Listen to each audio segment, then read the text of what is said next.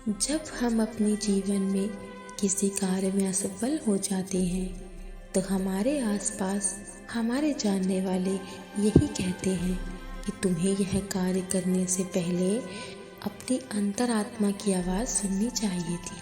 यदि तुम ऐसा करते तो तुम असफल नहीं होते। जीवन में जब भी कोई कार्य करना हो, कोई निर्णय लेना हो, तो सदैव अपने अंतरात्मा की आवाज़ सुनो।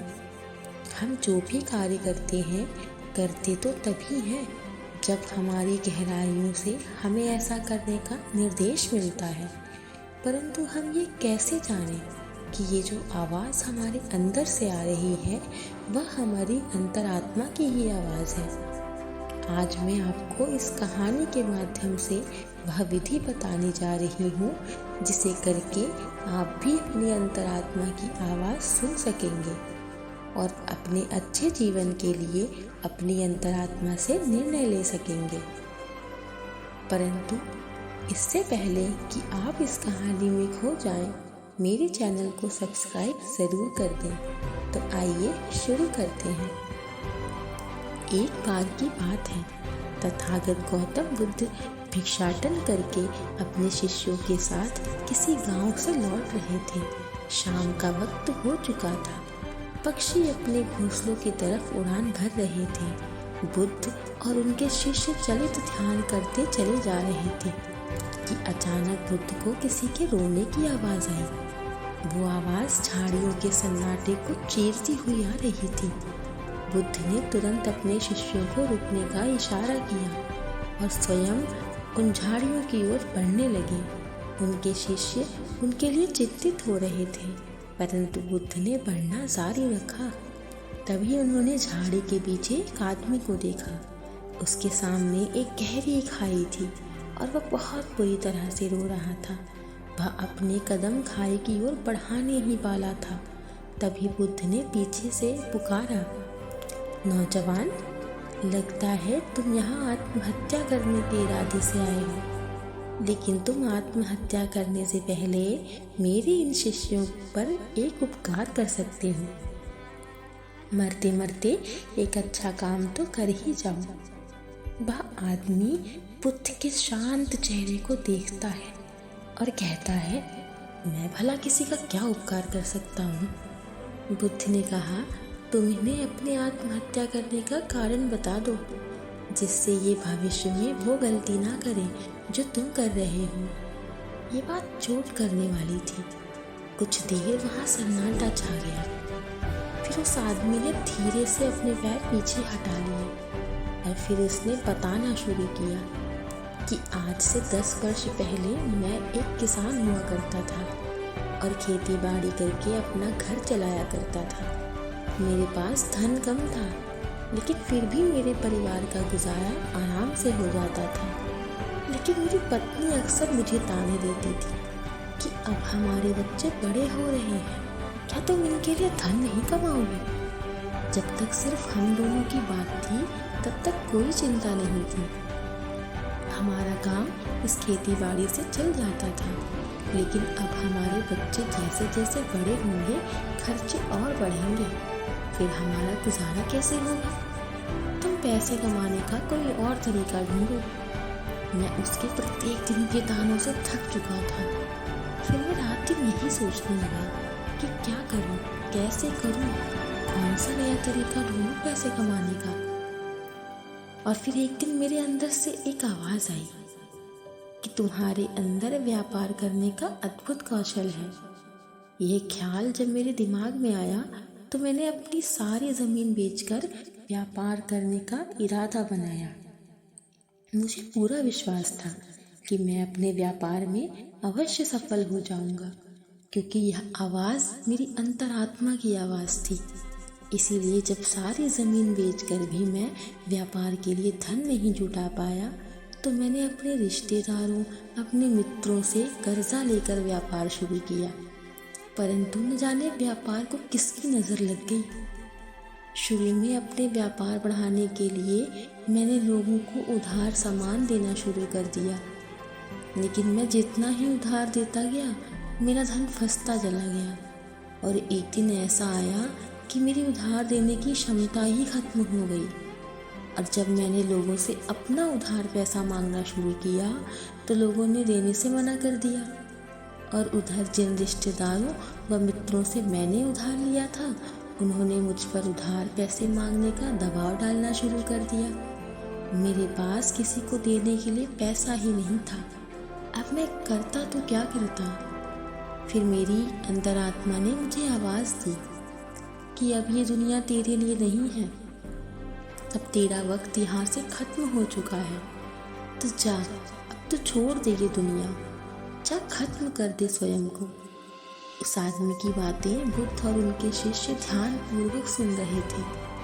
उसकी बात समाप्त होने के बाद बुद्ध ने उस आदमी से पूछा कि नौजवान, मुझे ये बताओ कि आवाज़ जो तुम्हारे व्यापार करने से पहले निकली और जो आवाज़ अभी तुम्हें आत्महत्या करने के लिए प्रेरित कर रही है, क्या ये तुम्हारी अंतरात्मा की ही आवाज़ थी? क्या तुम यकीन के साथ कह सकते हो? ये सुनकर कुछ सोचते हुए उस व्यक्ति ने कहा, हाँ बुद्ध, यह अवश्य ही मेरी आत्मा की ही आवाज़ थी, क्योंकि यह आवाज़ गहराइयों से आई थी। मुझे पक्का विश्वास है कि वह आवाज़ मेरी अंतरात्मा की ही थी। यह सुनकर बुद्ध ने कहा कि अंतरात्मा की आवाज़ तो आत्मा से आनी चाहिए। क्या तुम्हें अपनी आत्मा का पता ठिकाना मालूम है कि तुम्हारी आत्मा तुम्हारे शरीर के किस हिस्से में रहती है? यह सुनकर वह आदमी अचंभित हो गया, क्योंकि उसने नहीं सोचा था कि कोई उससे ऐसा प्रश्न भी करेगा। उसने बनावटी उत्तर दिया।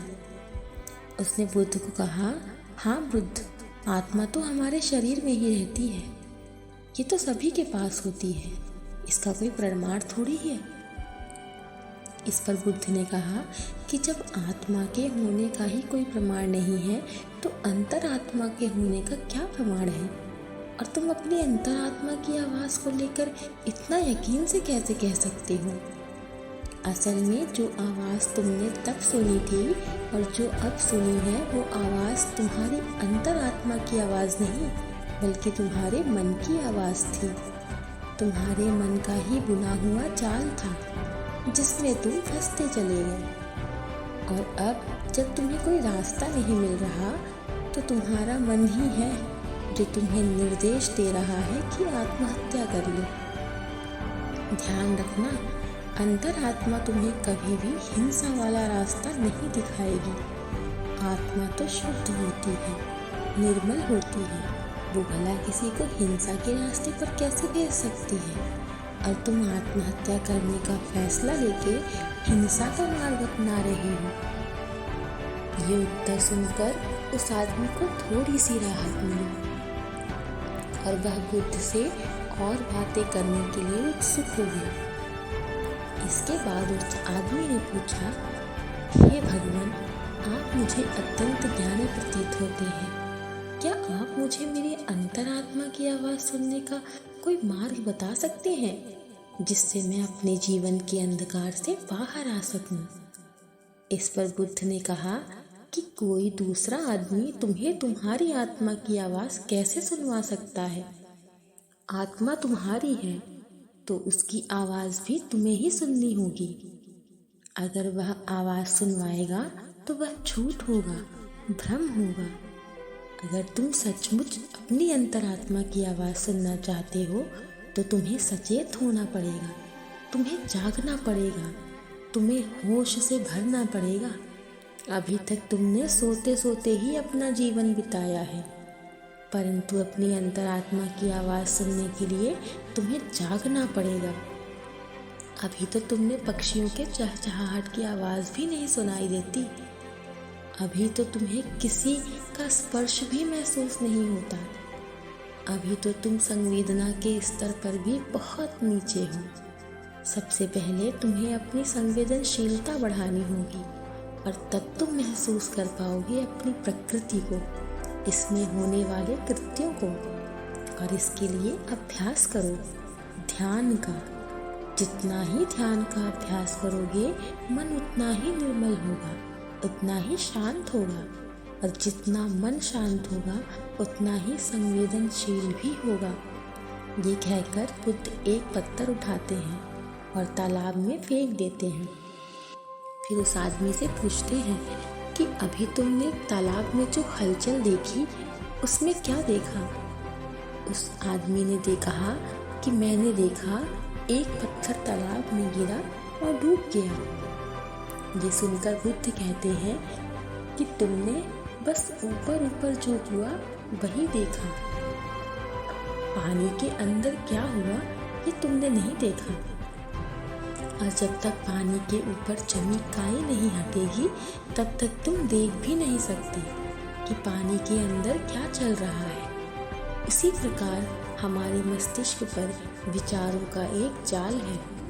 हमारा मस्तिष्क कई तरह के विचारों से घिरा हुआ है, जिसके कारण हम गहराई से कभी सोच ही नहीं पाते। और जब एक बार इन विचारों की काई हमारे मस्तिष्क से हट जाती है तो हमारा मन भी निर्मल हो जाता है और हम बहुत करुणा से भर जाते हैं।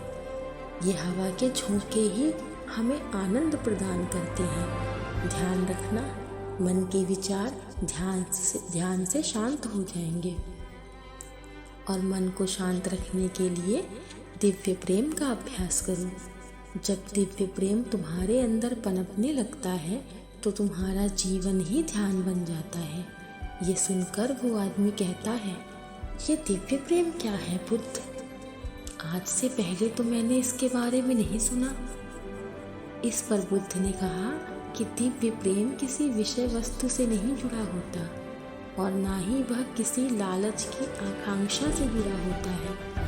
वो तो सर्वत्र है, वो तो सभी से होता है, फूलों से, पक्षियों से, जानवरों से, इंसानों से, उन सबके लिए। जब तुम्हारे मन से प्रेम मरने लगता है तो वही दिव्य प्रेम बन जाता है।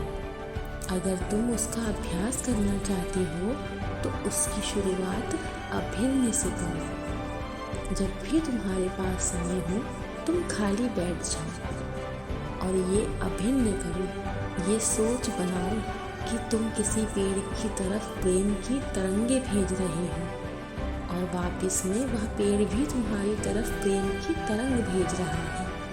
जैसे जैसे तुम ये अभ्यास करते जाओगे दिव्य प्रेम तुम्हारे अंदर उमड़ने लगेगा और धीरे धीरे दिव्य प्रेम सर्वत्र हो जाएगा, सभी के लिए हो जाएगा।